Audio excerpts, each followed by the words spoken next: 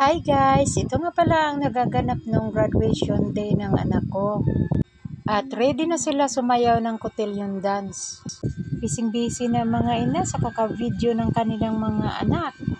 Ayan ang anak ko. Ang saya, excited sa kanilang sayaw na cotillion dance. At ito naman yung mga kasama niya. At ayan yung isa ko pang anak na lalaki, yung makapalang buhok. Ang dami nila. Kasama kasi yung mga kinder at saka elementary. Ang gaganda ng mga gown. Wow! Galing! Kulay pink. My favorite color. Siguro naman, nagtataka kayo bakit walang sounds. Minute ko nga pala dahil para hindi makopyright. Pero kahit walang tugtog, kitang-kita naman ang ganda ng sayaw nila. Ang ganda ng sounds niyan guys. Mag-imagine na lang kayo ng magandang sounds pang cotillion. Charing! In-upload ko kasi ito kanina, na-copyright ako. Kaya ayan, minute ko. Pagtyagaan na lang natin kahit walang sounds. Ayun ang isa kong anak. Yung may blue sa harap. Na parang sas. At ito naman ang anak ko, yung makapalang buhok na lalaki. Ayan, yung pinakamakapal ang buhok. At ito naman ang anak ko, yung nag-iisang may blue sa harap. Kasi nga, nag-iisa lang din siyang gumagraduate. Kaya nag-iisa lang din siya na kakaibang suot. Manood na tayo guys sa kanilang sayaw.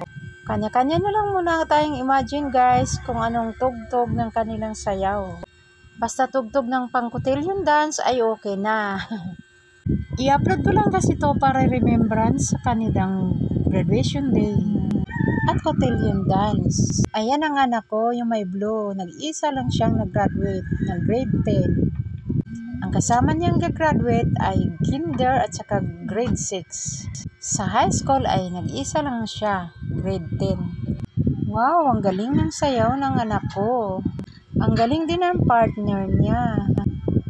At ito naman yung isa kong anak. Ang galing din yung makapalang buhok na lalaki. Pero usog ha. Makapal talagang buhok niyan.